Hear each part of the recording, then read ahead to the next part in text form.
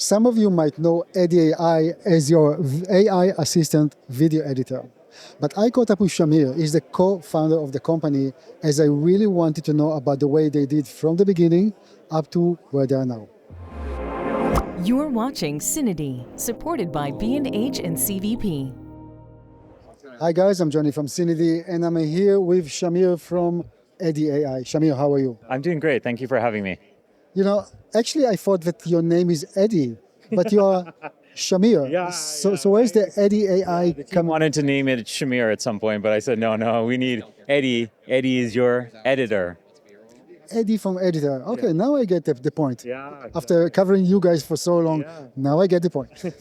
Shamir, we're going to talk about Eddie AI, which is a software that you and your team developed in order to help editors. Yeah. But even before diving into the actual thing, I want to talk, to have the wider picture. Yeah. I want people to get to know you because you've been in this industry for a very long time. Absolutely. And you're an entrepreneur, and you also had some success story behind you. So for anybody who's interested to be motivated and follow a dream, tell me a little bit about what you did in life so far. No, thank you. I started my career at the BBC, but even before that, I was taking family home vacation videos, editing on VCRs to my mom's anger, breaking VCR after VCR, camcorder after camcorder. I just loved the visual storytelling. In high school, I was editing on linear decks. I ended up at the BBC. Two fingers? Yeah, 2 fingers, exactly. And really the shuttle to get to the right frame. And ended up in the UK broadcast system. I was doing a lot of work in the post 9/11 world, spent time in Afghanistan, spent time in Pakistan, documentaries, unscripted, but a lot of those challenges from back then, still permeated my mind. I was in one place, my post team back in London. Last thing I did was to help set up a partnership between Tribeca Film Festival, Robert De Niro's Tribeca Film Festival, came out to the Middle East to help set that up, to turn it into a film institute and a year-round film festival. And at some juncture, through my work there, I started building products. And I started falling in love with something else other than storytelling. And I wanted to spend my career in tech. I told my now wife, let's move to the Bay Area, to San Francisco Bay Area, to be in the heart of the tech industry. And we moved there in 2015. And the next thing that I know from you, one day we heard about Simon Says. Yep, exactly. It's a bit of a history. Yeah. What was Simon Says? Yeah, I mean, when we moved to the Bay Area, I was trying to figure out, how do I get my feet into the ground in tech? I tried this, I tried that, and I was just spinning my wheels. That's the truth. I was struggling to find my way, and I thought, you know what? I need to craft my own destiny. I need to craft my own path. And I started thinking about, what do I wish that existed in the world? People were saying hey, can you help me with this video? I was thinking back to the time when I was making documentaries through some of the challenges that I faced. And I said, you know what? I would have loved if there was a way, instead of me transcribing manually, instead of me scrubbing on the timeline to find the right soundbite, there was a tool that existed. And so all this thinking, experimentation, and this was early 2016. You can look back now and say of course speech recognition is a thing. Back then it was on its infancy. It was not that great, not great in certain languages, better in certain, and we built Simon Says, time code based speech recognition for post-production workflows for video professionals. And and speech recognition got good and really dependable, and here we are. And then you got noticed by a small company. Facebook? Facebook? Company, you may have heard of it. Exactly. And what was the next step? Somebody called you and say, hey, we want to acquire you? Yeah, it was that, the context was we're moving to video first, from images and posts. There was another company, TikTok, which had changed the landscape. And so we loved some of the stuff that you've done here, that you've built. And so I joined the video AI team. We started building technology to help those trying to make video stories and be able to do so better with AI. And then moved into video infrastructure. So really ground, stages in the plumbing of the internet we felt, I felt that I was in, and video infrastructure, seeing billions of hours being processed, a really formative experience. And I know that you're a real entrepreneur because it's not that you took the money and ran away. You actually came back to the crime scene. and started again from zero, and this time with Eddie AI. So where was the idea born, and why? Why not take the money and just enjoy? Yeah, my wife's like, "What are you doing? Are you sure?" When I was like saying to leave, and even sometimes I'm like, and that's the truth about entrepreneurship. Ask me one week or like, "What have we done? Why did?" And other weeks like, "This is amazing," and you have to enjoy this journey. Really, you have to enjoy this journey. At the heart of it, whether I'm like making films or I'm building products, I love to create. That's the truth. I have a particular view on how the world should be. We all have a particular view on how the world should be. And that's my encouragement to each of us. Like, find it within you, even in your weekends or evenings, to be able to create. It's important that the world hears your perspective, your point of view. I left Facebook in 2023 to get back to building. I was inspired by ChatGPT. I was inspired by this next inflection of AI, and I wanted to get back to helping video professionals create more and better. Now, one of the problems with AI that everybody or many love to hate it. Yeah. And there's a certain antagonism. Even us as a media outlet, we just have to, it's our duty to inform the guys what's new and how the future will be shaping. But of course, we are being accused of encouraging it, but that's not the point. The point is, what is your true feeling about AI, especially in our industry? Yeah, I mean, let's just be right, unequivocal upfront. It's here, it's happening, it's going to get better. Like, there's no putting this back into the box. Number two, what do we mean when we talk about AI? When I started Simon Says, speech recognition was AI. So what we even talk about with AI and defining AI, it's a catch-all term for everything we love or hate in some ways, right? And so we don't even use the same word to mean the same thing. But I get the kind of root of it, which is there's this really powerful technology. It's scary. It seems like it's going to create change which might be negative to our livelihood, to our economic stability, and that is concerning and disconcerting. And so I think like that is oftentimes the root of it, and I think about that frequently.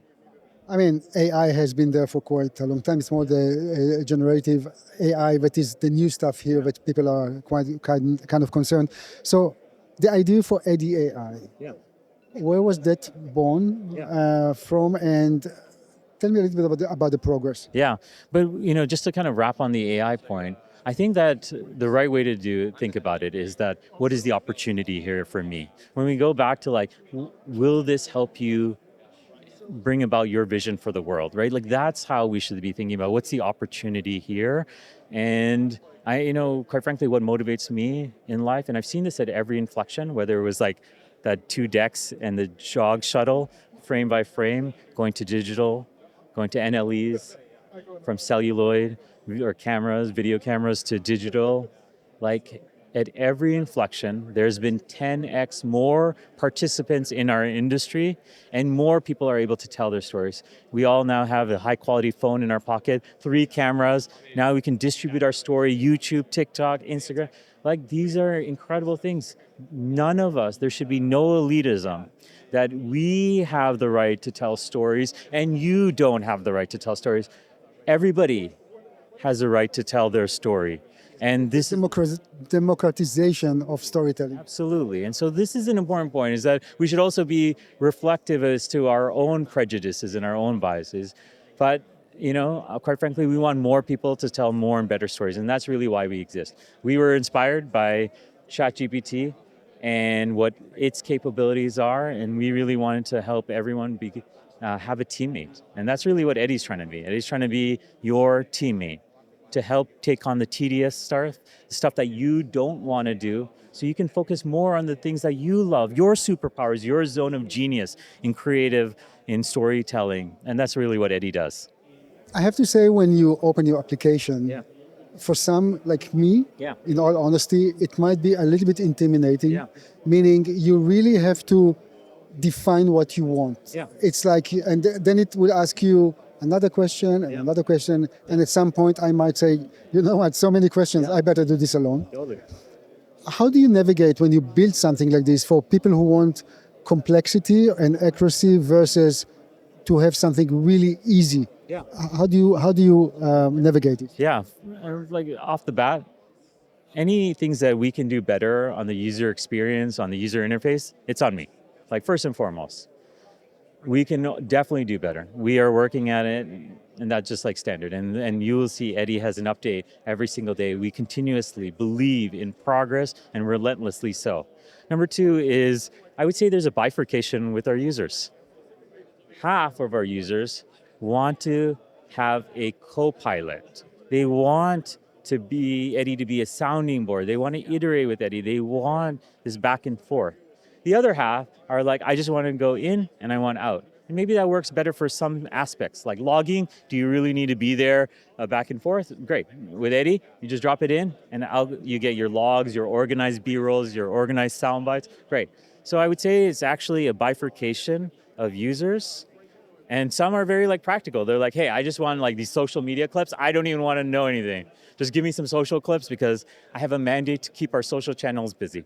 So that's really how the bifurcation is happening. And I would say that it's manifesting. Like we've released a mode, an agentic mode, and we released it before NAB called Night Shift. Night Shift, you drop in the footage, it parses between A and B roll, syncs your multicams, logs your A roll, logs your B roll, and creates an assembly edit without any prompting or back and forth. And then you get your edit right in Premiere Resolve FCP. This is something that I really want to try. Otherwise, the night shift is on me. Yeah. Or actually, it will be on you exactly. if it's not working. Yeah, exactly. Shamir, one more thing, because we talked about developing the product and being an entrepreneur. What you're doing is you're really trying to do something for the benefit of editors. Yeah. On the other hand, we have those huge companies like Adobe and Blackmagic Design and so on. Aren't you concerned that at the end of the day, those companies will come up with their own stuff and actually might make you obsolete overnight? Yeah, candidly, I'm not concerned about anything. The only obsession we have is our customers' problems and our customers themselves. That's the only thing that keeps me awake at night. Shoot, could we have done a better job for her? Shoot, how can we do a better job for this project, this person's project? Like that's the only thing that like we are like, hey, and every day it's like our customers that come to us with urgent problems that we're trying to resolve and make improvements on urgently. That's the only thing. With respect to like the NLEs, they're our partners. We are a teammate. We create a project sequence in those NLEs that seamlessly relink to the source. I hope they go and create stuff. What we're really trying to build is something larger. We're not trying to, there doesn't need to be another NLE. There really doesn't.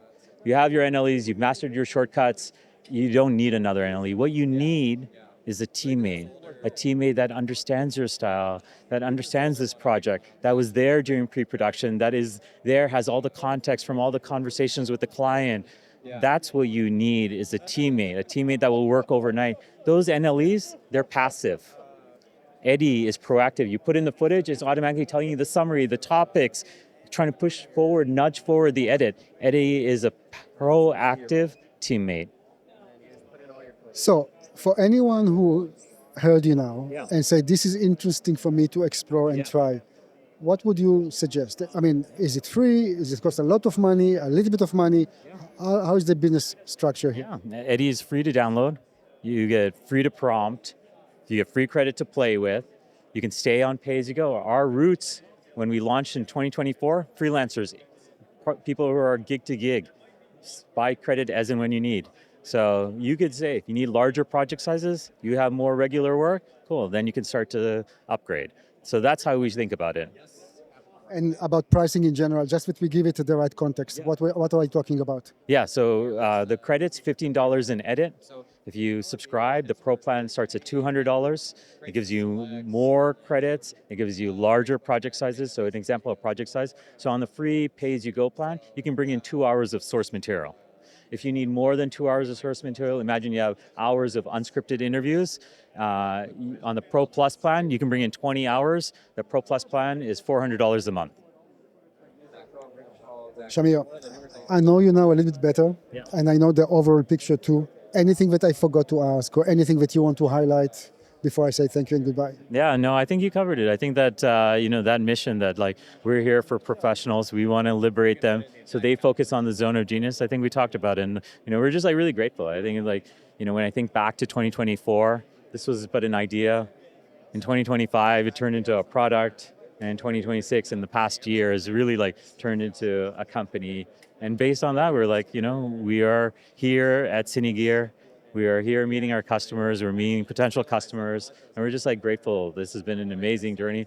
I think about it that it's really moving for me. I think that being able to live in this time and place in history, in society, to be able to have an idea, to be able to work hard and have the chutzpah to bring it into reality. I think we are all living in a really special time, and we should all be deeply grateful. So thank you very much for our users for giving us the trust, the confidence to even be at this juncture. Shamir, thank you very much for your time. Thank you. Guys, thank you very much for watching, and please don't forget to subscribe to our YouTube channel. Thank you.